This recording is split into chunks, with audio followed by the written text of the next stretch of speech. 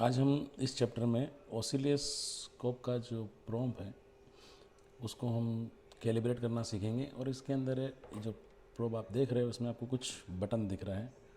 Here it is 10x और ये 1x। ये 10x और 1x क्या चीज़ है, अब इसके बारे में थोड़ा समझेंगे। हमारे ऑसिलोस्कोप में ये जो वायर आपको दिख रहा है it is a ground wire. ये कुछ ऐसे कनेक्टेड है, आप कनेक्ट कर सकते हो। और यहाँ पे आपको जो पिन दिख रही है ये ठीक है हुक पिन है, यानी बड़े डिवाइस में आप डायरेक्ट कहीं पे भी इसको हुक कर देंगे तो यहाँ पे लगा हुआ रहेगा। मोबाइल फ़ोन्स में जनरली बहुत कम स्पेस होती है, वहाँ पे हुक लगाने की ज़रूरत मीन्स जगह ही नहीं होती है, तो आप इसको डी अटैच भी कर सकते हैं। तो आपको ये नीडल स्वरूप में मिलता है जैसे आपका मल्टीमीटर का प्रोब होता है। ठीक है, तो दोनों तरीके से ये यूज़ कर सकते हैं। अब 1x 10x क्या चीज़ है, हम जब कुछ भी मेज़र करते हैं, फॉर एग्जांपल ये 1x पे रखा हुआ है और इस प्रोब के ऊपर मैंने यहाँ पे इसका एक पॉजिटिव टर्मिनल है और ये इसका नेगेटिव टर्मिनल है। फॉर एग्जांपल मैंने यहाँ पे 10 वोल्ट दिए हैं, तो ये प्रोब कुछ भी मॉडिफिकेशन नहीं करेगा। ये जो 10 वोल्ट हैं डायरेक्ट इस वायर के थ्रू ये जो पॉजिटिव पिन दिख रही है वो ऑसिलोस्कोप में यहाँ अटैच होती है और 10 वोल्ट आपके ऑसिलोस्कोप में इंसर्ट हो जाएंगे। कभी कभी हम बहुत बड़े ज़्यादा हेवी वोल्टेज चेक करना चाहते हैं, कोई हेवी लाइन है और डायरेक्ट वो वोल्टेज हम अगर हमने ऑसिलोस्कोप को दे देंगे तो एक डिजिटल डिवाइस बिगड़ने के चांसेस बढ़ जाएंगे। तो यहाँ पे एक सेटिंग है दैट इज़ 10x। अभी 10x करने का मतलब क्या हुआ कि यहाँ से मैं वापस सेम 10 वोल्ट ही डाल रहा हूँ, ऑसिलोस्कोप इंटरनल उसको कन्वर्ट करके इस टर्मिनल पे यानी ऑसिलोस्कोप के अंदर सिर्फ और सिर्फ 1 वोल्ट पहुँचेगा। फिर आपको जब 1 वोल्ट दिख रहा है तो आपको खुद मल्टीप्लाई करना है कि 1 था, अब ये 10 वोल्ट था और मुझे 1 दिख रहा है, यानी मल्टीप्लाई बाय आपको 10 करना है अगर आपने प्रोब की सेटिंग्स गलत रखी हुई है तो। वरना ऑसिलोस्कोप में आपने 10x पे रखा हुआ है या 1x पे रखा हुआ है, आप उसको अंदर से यहाँ से भी बता सकते हो। जैसे कि मैं चैनल 1 पे हूँ, मैं इसको सिर्फ सिलेक्ट करता हूँ तो इसके सारे फंक्शंस मेरे पास आ गए। ये फंक्शन हम एक एक करके सीखेंगे, फिलहाल हम सीख रहे हैं प्रोब वाला फंक्शन।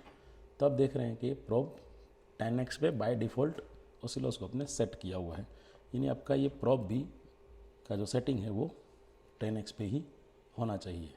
अब ये दोनों सेटिंग मैच्ड हैं, यानी क्या होगा, फॉर एग्जांपल आप यहाँ से 10 वोल्ट डालोगे, वायर के थ्रू अंदर 1 वोल्ट ही पहुँचेगा, ऑसिलोस्कोप ऑटोमेटिकली वापस इसको मल्टीप्लाई बाय 10 कर देगा और आपको 10 वोल्ट ही दिखेंगे।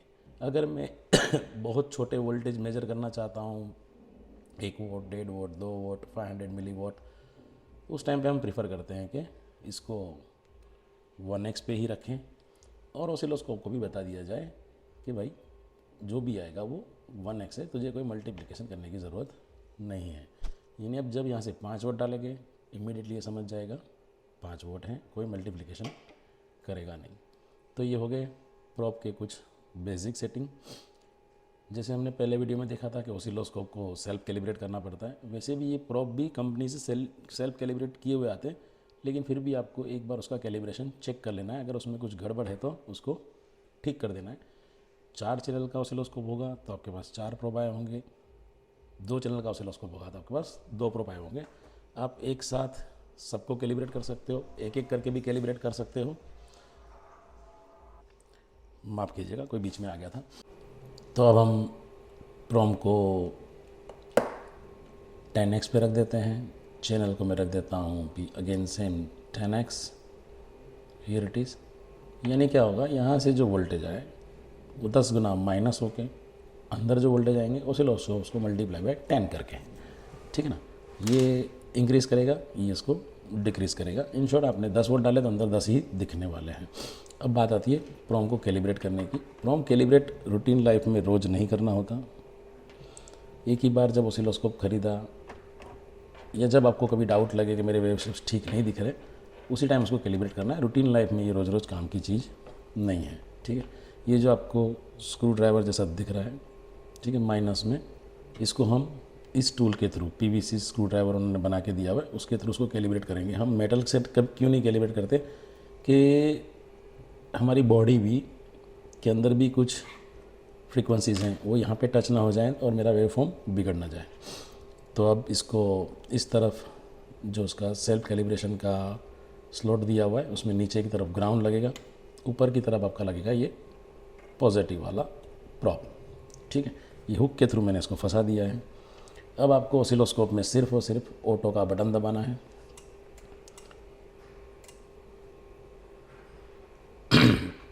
जैसे ही हमने ऑटो बटन दबाया तो ऑसिलोस्कोप ने 1 किलोहर्ट्ज़ की फ्रीक्वेंसी 3.42 वोल्टेज के थ्रू बाहर निकाल दी।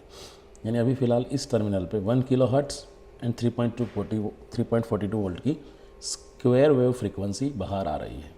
लेकिन आप जैसे देख पा रहे हैं कि यहाँ पे ये जो स्क्वायर है वो ठीक से नहीं बने हुए, यानी इसका प्रोम जो है वो ठीक से कैलिब्रेट नहीं किया हुआ है। यानी हम कुछ भी मेज़र करेंगे तो हम उसको ठीक से देख नहीं पाएंगे, समझ नहीं पाएंगे।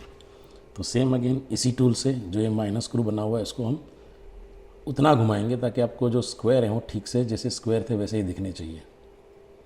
जनरली ये कैलिब्रेट किए हुए आते हैं, पर शायद किसी ने छेड़ दिया हो या आपसे कोई गलती हो गई हो। अब देखिए धीरे धीरे धीरे मैं इसको खोलते जा रहा हूँ तो अपने शेप में आने का ट्राई कर रहा है। डन, ये ऑलमोस्ट शेप इसकी ठीक हो गई है। अगर मैं इसको माइनस कर दूंगा तो देखो ये उल्टा घूमना शुरू हो गया, मैंने ज़्यादा खोल दिया। ना ऐसा होना चाहिए, ना जो पहले आपने देखा था, ना ऐसा कुछ, राइट। तो हम धीरे धीरे इसको सेट कर रहे हैं हल्का हल्का घुमा के। अब आप देख रहे हैं कि ये प्रॉपर स्क्वायर वेव आपको दिख रही है।